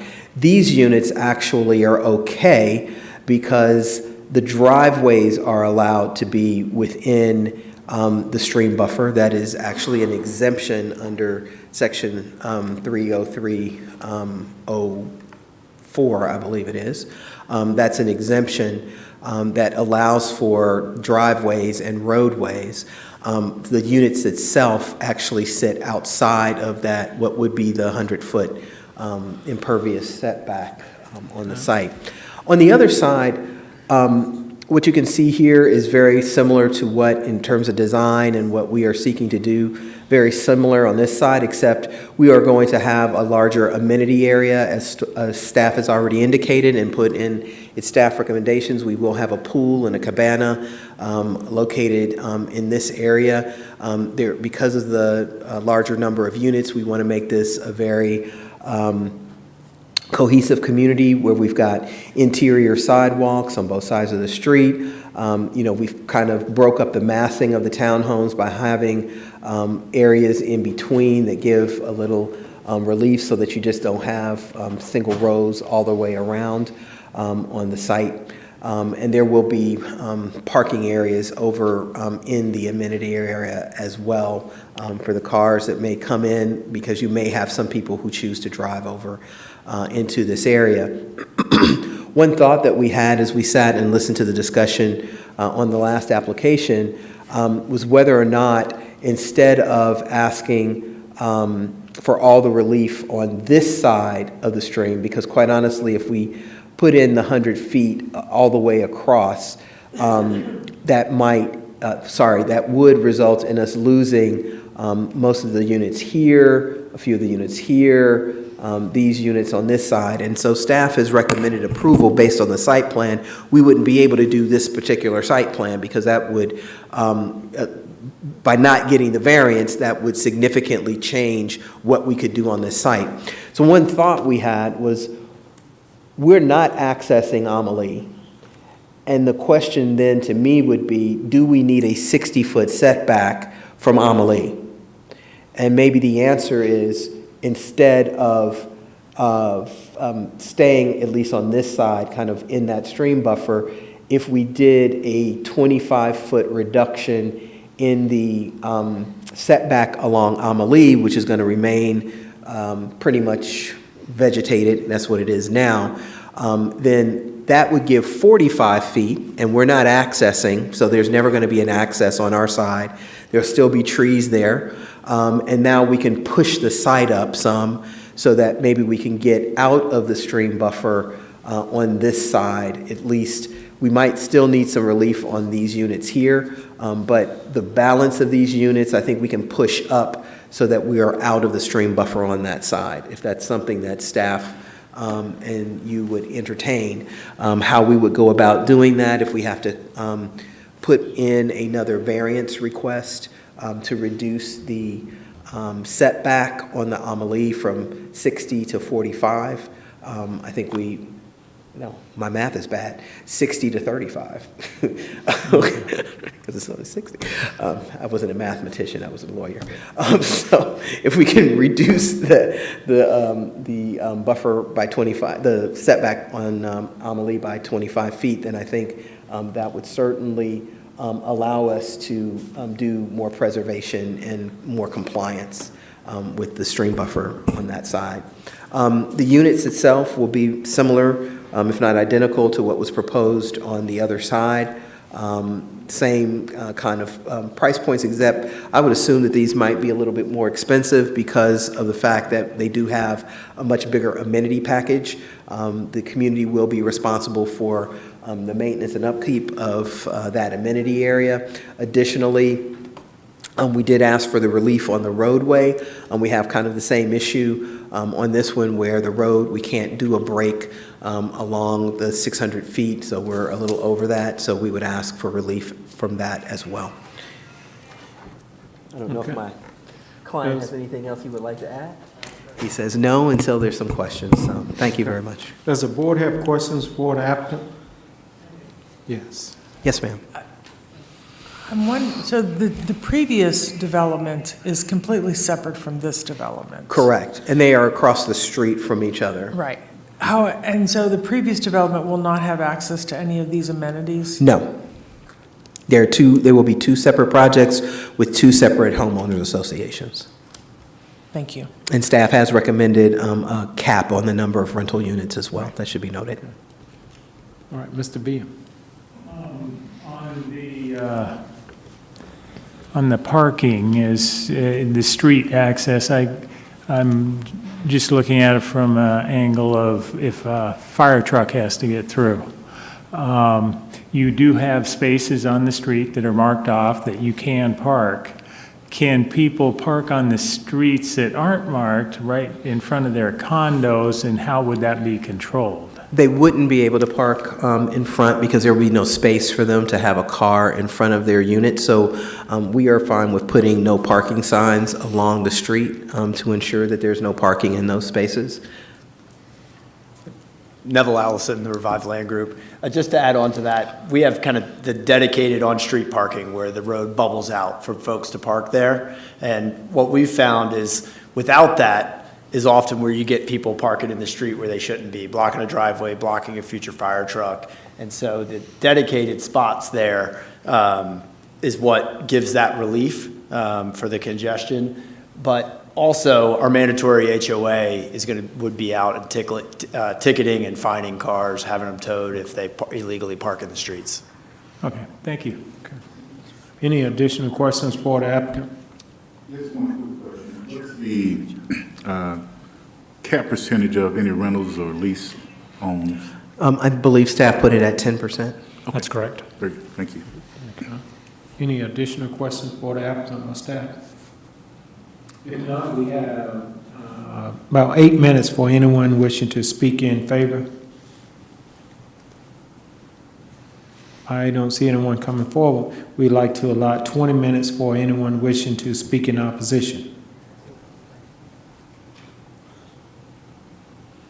No one's coming forward. Does the board have any additional questions for staff or the applicant? I have one question or one comment. I believe I would be in favor of going with staff original recommendation and not changing unless staff have something different. I would like to hear from staff in reference to your recommendation about Stream buffer. Yes. Does staff have any comments on that?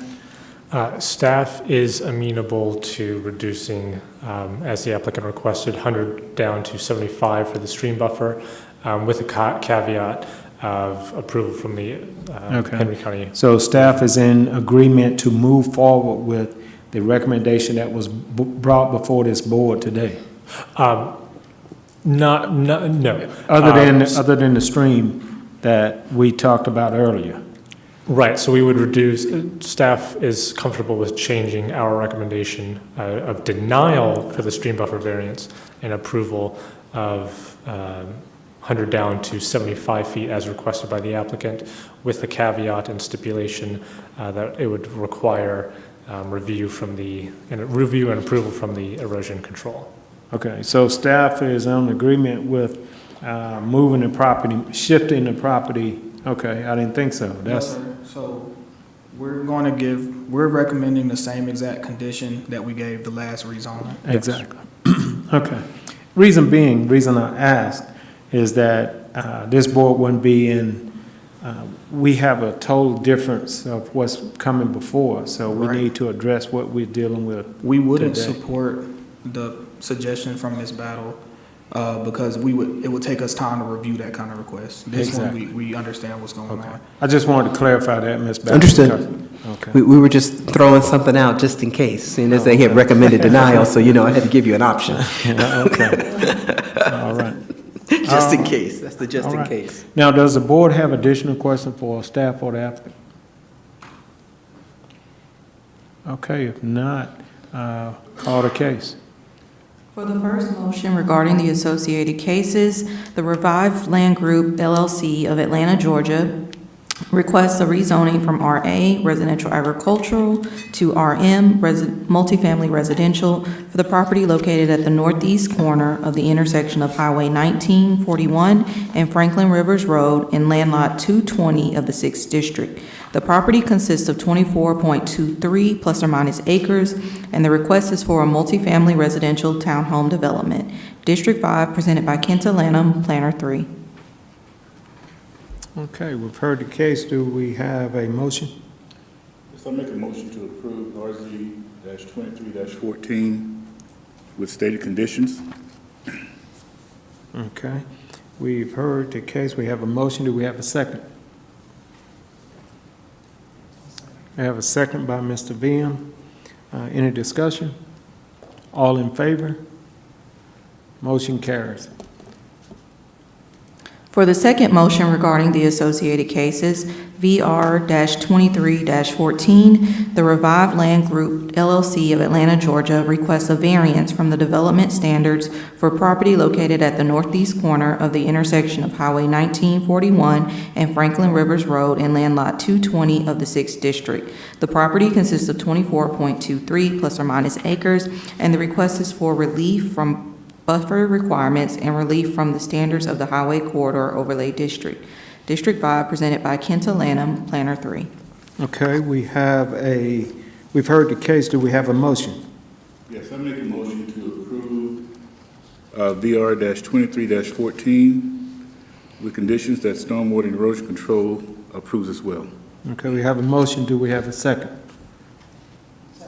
Okay, we have a motion and a second. Any discussion? All in favor? Motion carries. Thank you. Call the next case, please.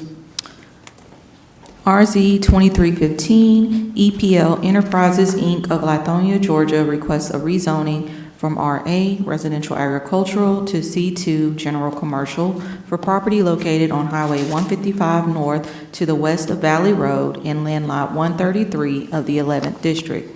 The property consists of 5.01 plus or minus acres, and the request is for a commercial development. District 3, presented by Faith Akuta, Planner 1, and Comp AM 2307, EPL Enterprises, Inc. of Lithonia, Georgia, requests an amendment to the comprehensive plan for property located at 155 North to the west of Valley Road in Land Lot 133 of the 11th District.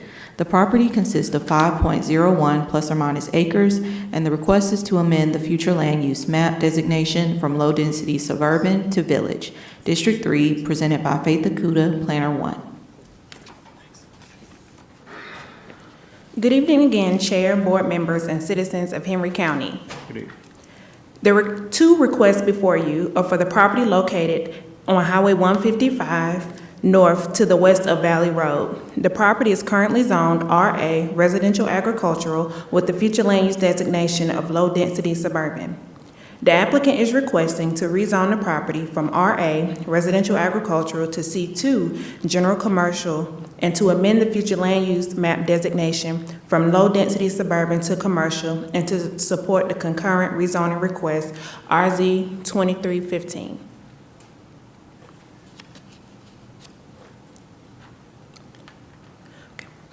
Here we have a current zoning map of the property with the subject property highlighted in green. Here we have the future land use map of the subject property also highlighted in green. The property has a future land use designation of low-density suburban. The report states the property has a future land use designation of rural residential, which was correct at the time that the applicant submitted the application. However, since the adoption of the 2045 Comprehensive Plan on October 30th, 2023, the new future land use designation is now low-density suburban. The low-density suburban future land use designation is intended to maintain the lower-density, single-family character of unincorporated Henry County, but with improved aesthetics and roadway connectivity. Here we have a survey of the property dated November 8th, 2023. The applicant is requesting to rezone 5.010 plus or minus acres from RA to C2 for the purpose of office and commercial space. The proposed commercial uses have not been disclosed by the applicant at this time. The property sits on Highway 155 within the Highway Corridor Overlay District. The property is currently zoned RA Residential Agricultural with the future land use map designation of low-density suburban. In addition to the rezoning request, the applicant is requesting a comprehensive plan amendment to support the concurrent rezoning request and to amend the future land use designation for the subject property from low-density suburban to commercial, which would support the proposed development and rezoning request. A change in the future land use map to commercial is required to support the applicant's rezoning request. And here are just a few additional comments from county staff regarding this potential project.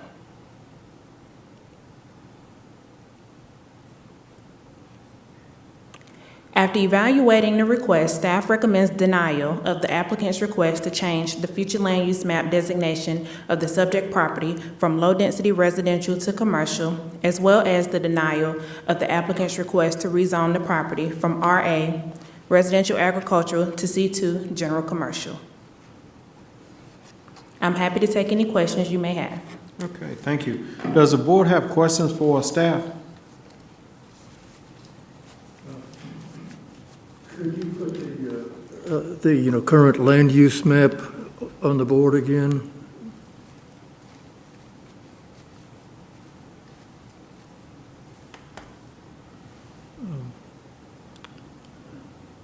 Okay, there's a couple of parcels that are directly to the south of this one. Are they developed as residential or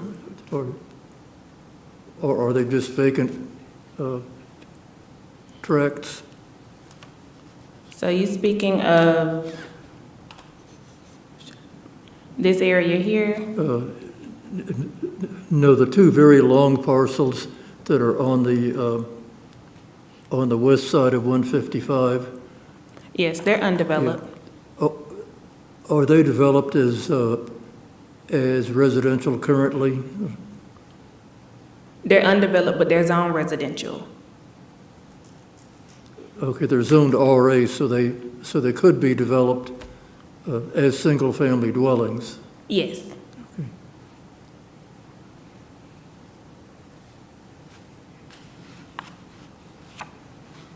And I think that recently we had a rezoning, I think at the corner of 155 and Stockbridge Highway. I think it was for a gasoline station at one time, or? Yes, that is correct. That southeast corner of 138 and 155. Yes. There is a current Right, zoning okay. request to rezone a portion, some area from RA to C2 for the purpose of a redevelopment of that gas station. That's correct. Okay, and then also, if you could please again, put on the future land use map.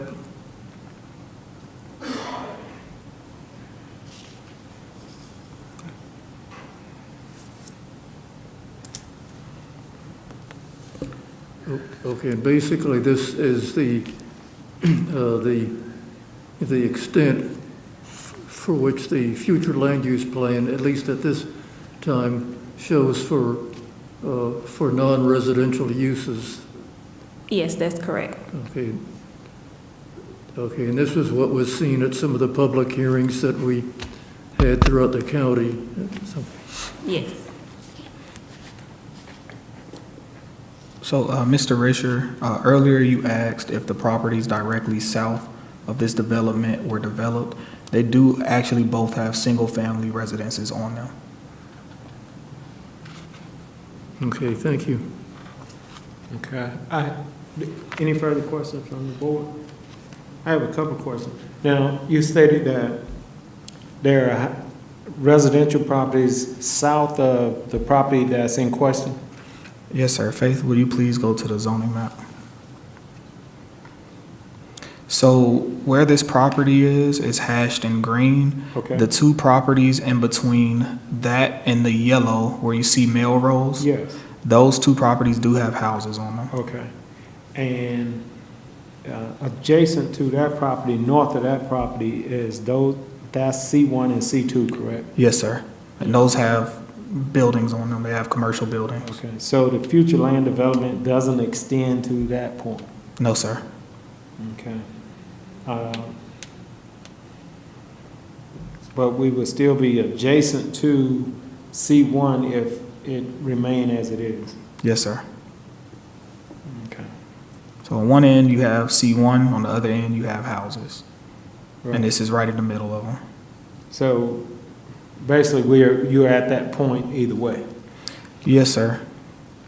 Okay. And staff is, I want to be clear, staff is recommending denial because it does not match the future land use map that we worked super hard on last year. Okay. All right. Any further questions for staff?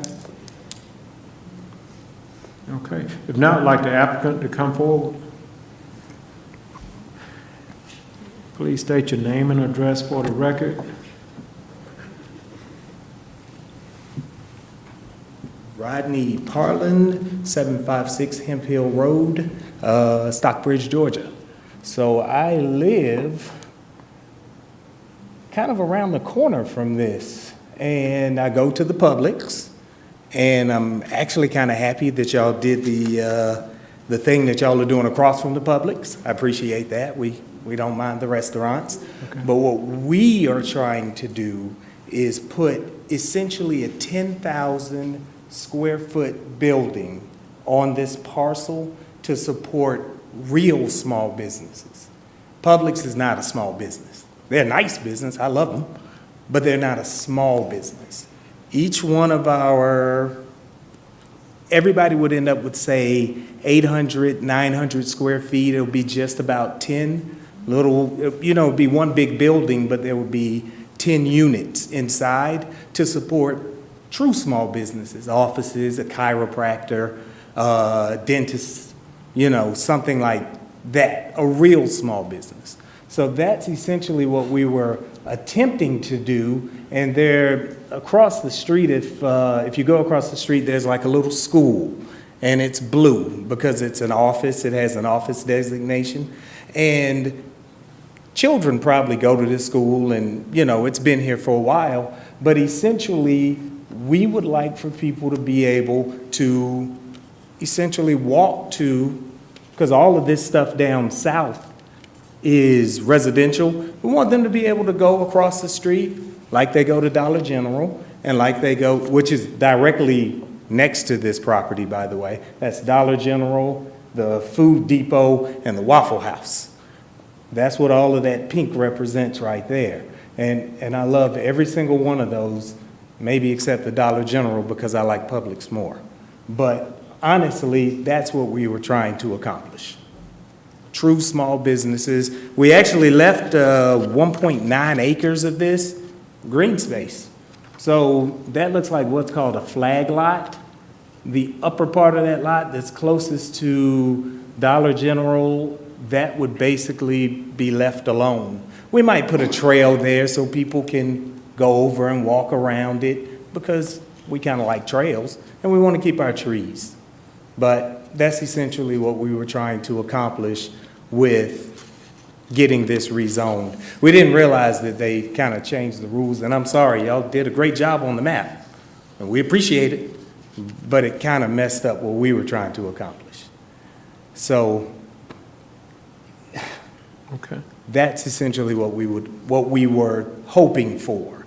We didn't have a designation for the types of businesses, but we knew they would be small, and there would be people who eventually could become bigger and move on, and then the next small business would come along, and so forth and so forth.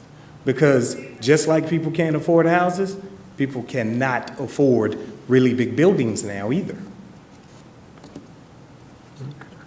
So that's my 2 cents. Okay. Does the board have questions for the applicant? I have one question. Now, you indicated a green space. Can you point that out, the area that you're, if you go to? Yes. Can I see? You can go back to that. It would be this space right here. All of that is undisturbed, and I'm pretty sure. If you will, go back to the other map. Go back to the map prior to that. Okay. So it'd be here. This, if you basically drew a line right here, all of this space we would just leave it And as what's is. right there where your pointing is now, what's on that property? On this property here? Where, yes, Oh, you mean the one that's directly behind this? yes. Can you pull that up for me? I believe it's a single-family residence. Oh, really?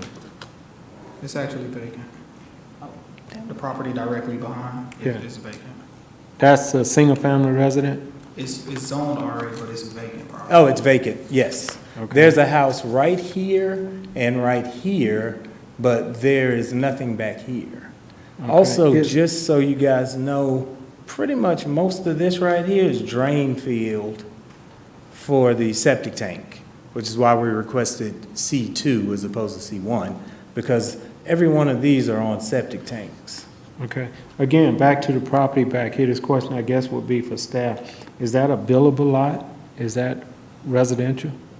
So the property it's hard to define if a property is buildable, but from a planning standpoint, yes, you could put a house on both of these lots. barring any issues. Well, and what I'm asking is, if that property does not belong to the applicant, do we have road frontage? We basically don't have road frontage to build on that lot. Not right now, but that property is owned by All American Quality Foods, Inc., who also own, I want to say this is a grocery store just north of it. So they own this parcel back here as well, that's RA. Okay. Is it Publix? So this Food Depot, Yes. they own the property that you're talking about, the vacant property. Okay. Also to note, the comprehensive plan, when we updated it, this property, the subject property that we're talking about rezoning, it went from a rural residential land use to a low-density suburban land use. So even in our last comprehensive plan, it wouldn't have supported commercial. Okay. How long have you owned the property, sir? Since, last year, we actually submitted this application in August of 2023, maybe. So it would have been since 2022, probably is how long So we've owned were this. you aware of the usage at that point? No, we knew it was RA, and we did speak to, I'm sorry, Mr. Kamal? Kamal. Yes, sir. At that time, when we first did our contact, which would have actually been probably January, and he didn't seem to have a problem with what we were trying to accomplish when we went and had that initial meeting. So I am actually, it's kind of new to me that this is where we are, because initially, honestly, I thought we were okay. Okay. Does the board have additional questions for the applicant? Mr. Richard? Yes, yeah, this is a question either for staff or the applicant, but along the top or northern boundary of the property, it looks like there's some kind of utility easement, and then also along the frontage on Highway 155. What is that? Is that telephone poles or some kind of utilities that kind of form this tract?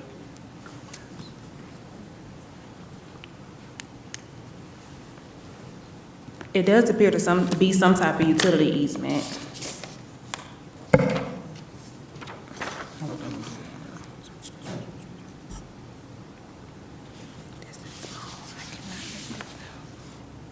Okay, well, anyway, it looks like some kind of utility easement that forms kind of a boundary.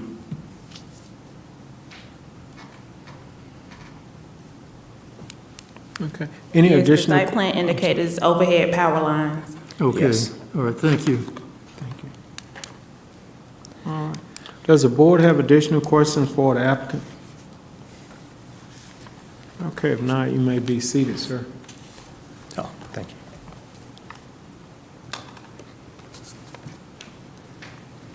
It looks like we have 16 minutes for anyone wishing to speak in favor. Anyone wishing to speak in favor? Okay, if not, we'd like to allot 20 minutes for anyone wishing to speak in opposition. I don't see anyone coming forward. Does the board have additional questions for the applicant or staff?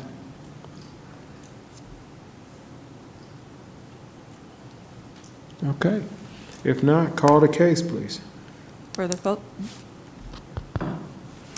For the first motion regarding the associated cases, RZ 2315, EPL Enterprises, Inc. of Lithonia, Georgia, requests a rezoning from RA Residential Agricultural to C2 General Commercial for property located on Highway 155 North to the west of Valley Road in Land Lot 133 of the 11th District. The property consists of 5.01 plus or minus acres, and the request is for commercial development. District 3, presented by Faith Akuta, Planner 1. Okay, we've heard the case. Do we have a motion? Mr. Risher? Yes, I think many times in these situations, we look for a reasonable boundary to, to set forth different land uses.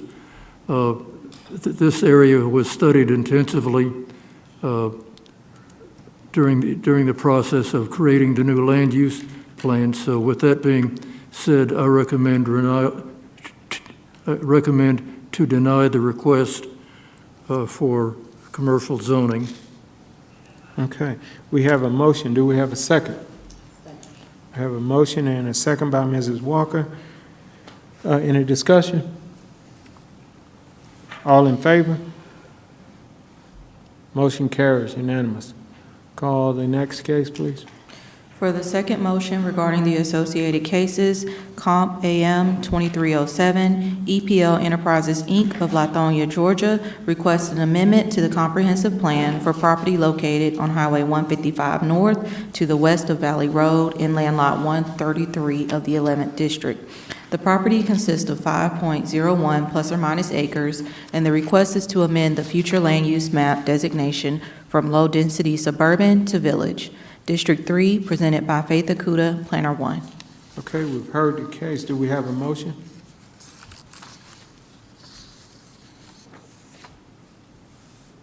I make a motion to support staff recommendation to deny the request from RA to C2.